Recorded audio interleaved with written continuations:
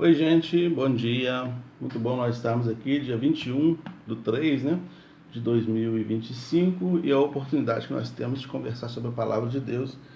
Eu agradeço a você que está sempre aí, agradeço a você que compartilha, você que está sempre disposto a estar conosco nessa nossa jornada diária, nessa devocional que tem o intuito de nos fazer crescer um pouco mais no conhecimento da palavra, né? E o texto para a nossa leitura hoje vai ser o texto que eu fiz, a leitura que eu fiz quarta-feira na igreja. Mateus capítulo 2, nós vamos ler do versículo 1 ao versículo 12, que diz assim, ó. Ora, tendo Jesus nascido em Belém da Judéia, nos dias do rei Herodes, eis que alguns homens sábios, ou magos, né, vieram do Oriente até Jerusalém, dizendo, onde está aquele que é nascido rei dos judeus? Pois nós temos visto a sua estrela no Oriente, e viemos para adorá-lo. Ouvindo estas coisas, o rei Herodes ficou preocupado, e toda Jerusalém com ele. E quando ele tinha reunido todos os principais sacerdotes e escribas do povo, ele exigiu deles onde Cristo deveria nascer. E disseram-lhe esses sábios, né, esses sacerdotes e escribas, em Belém da Judéia, pois assim está escrito pelo profeta. E tu, Belém, na terra de Judá, não és a menor entre as capitais de Judá, porque de ti virá um governador que há de governar o meu povo Israel.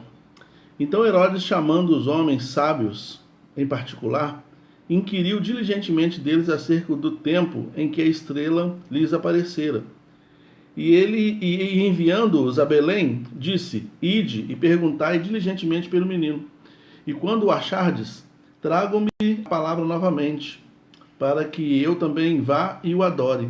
Tendo eles ouvido o rei, partiram, e eis que a estrela que tinham visto no Oriente ia adiante deles até chegar e parar sobre o lugar onde estava o menino. E vendo a estrela, regozijaram-se com grande júbilo. E entrando na casa, eles viram o menino com Maria sua mãe, e prostrando-se o adoraram. E abrindo seus tesouros, ofertaram-lhe dádivas, ouro, incenso, mirra. E sendo avisados por Deus em sonho para que não retornassem para Herodes, eles partiram para a sua terra por outro caminho. Então esse é o texto que fala sobre o encontro dos magos do Oriente com Jesus. Foram lá para adorá-los. Vamos pensar algumas coisas aqui, e é esse tipo de leitura que eu estou fazendo no estudo que a gente está fazendo nas quartas-feiras na igreja, chamado Mergulho na Palavra. Então é esse tipo de leitura que eu vou fazer aqui agora, que a gente está fazendo lá. Esses homens vieram de muito longe, vieram de lugares como Babilônia ou talvez a Pérsia. Eles vieram do Oriente. Foi uma viagem muito longa, possivelmente 2 anos de viagem, possivelmente. O texto vai falar que eles eram magos. Magos significa dizer que eles eram estudiosos, eles eram sábios, mas também eles eram feiticeiros, eram mágicos, também eles metiam com ocultismos, eles tinham uma experiência mística, né? Adivinhações. Se você quiser ver com mais profundidade acerca disso, esse termo mago aparece em Daniel capítulo 1:20 e também Daniel 2:10. E também aparece uma alusão a esse mesmo tipo de situação ou de comportamento religioso lá em Atos capítulo 13, de 6-10, quando Paulo encontra um homem que tinha essas mesmas práticas mágicas, místicas, de adivinhação e coisas assim. Então esses homens empreendem uma viagem longa, talvez de 2 anos, eles montam, assim que eles veem o movimento dos astros, porque também eram astrólogos, né? E não, astrólogos é diferente de astrônomo. Astrólogo é alguém que se orienta pelas estrelas, é alguém que orienta a sua vida, suas decisões, baseado no movimento estelar. Então tem muito a ver com isso, né? É um tipo de misticismo mesmo. E esses homens, então, eles se movimentam de um lugar longínquo até outro para chegar até onde estava Jesus, considerando que a profecia acerca do nascimento do Messias, ela já estava arrastando ao longo da história da humanidade já durante 700 anos. Começou lá no cativeiro babilônico, depois o cativeiro persa, daí essa tradição surge e vai se arrastando. Então, de geração em geração, dentro dos países vizinhos ou países distantes, como a Babilônia ou Pérsia, também se nutria a ideia de que nasceria um Messias. E quando eles percebem o movimento dos astros, que era o sinal do nascimento, então eles montam as suas caravanas com vários camelos, provavelmente com guarda, com escolta armada, e viajam para Jerusalém, numa viagem longa, que demorou talvez 2 anos para chegar até Jesus. E lá eles levam, inclusive, recursos, né? Chegam lá e encontram Jesus, menino de 2 anos, já correndo para todo lado, falando, comendo, né? A gente acha que encontrou ele na manjedoura. Quem encontrou na manjedoura foram os pastores de Belém, citados por Lucas. Os magos encontraram Jesus correndo para todo lado. E estava lá com a sua mãe, claro, ficava em casa. A mulher, naquele tempo, ela tinha esse contexto mesmo caseiro, enquanto o marido saía para trabalhar. Então, vamos aprender algumas coisas com esses magos? Vamos nessa jornada aqui. A viagem foi longa. Né? Eles investiram tempo, dinheiro, recursos nessa viagem porque queriam ver Jesus. Que tipo de esforço a gente faz para ver Jesus? A Bíblia fala que Zaqueu fez um esforço de subir numa árvore para ver Jesus. Que tipo de esforço a gente faz? Será que a gente é distraído, qualquer coisa tira? Durou 700 anos a promessa até que Jesus nascesse, e de geração em geração em nações distantes se aguardava a chegada de Jesus. Se aguardava o nascimento de Jesus em povos que não eram judeus. Isso aguardado entre os judeus é normal, porque são judeus, o texto é para eles, era deles, a profecia era deles, era para eles, nasceria entre eles. Mas povos distantes já aguardavam também a chegada de Jesus. Como nós estamos aguardando a chegada de Jesus, a volta de Jesus? Como nós estamos aguardando? Com ansiedade, observando os movimentos dos astros? Por movimento dos astros aqui, eu quero dizer, observando os sinais dos tempos. O tempo todo a gente percebe a natureza, a gente percebe os movimentos do mundo, mostrando que Jesus está chegando. E eles ali estavam atentos a isso. E quando eles perceberam chegou, eles foram em direção a ele, né? Então eles empreenderam bastante esforços para encontrar Jesus, muita dedicação, né? Se foi 2 anos mesmo dessa viagem, pensa bem, naquele tempo que os homens viviam menos tempo, hoje em dia, o homem pode chegar até 90 anos, 100 anos, tem gente chegando a 100 anos de idade aí. Naquele tempo eles morriam muito cedo, morriam jovens, entre aspas, com 50 e poucos anos, 60 anos, já era um idoso que morria. E eles gastam 2 anos da sua vida empreendendo uma viagem para ver Jesus. Quanto da nossa vida a gente tem desprendido para servir a Deus, né? É para a gente pensar. O interesse, o desprendimento deles chama a nossa atenção, né? Então eles esperaram gerações e gerações de povos estranhos, esperando 700 anos pela volta de Jesus, né? Foram de longe. Às vezes a nossa viagem de casa até na igreja para servir a Deus no culto é uma viagem de 5 minutos com meia dúzia de semáforos no caminho, e a gente reclama, né?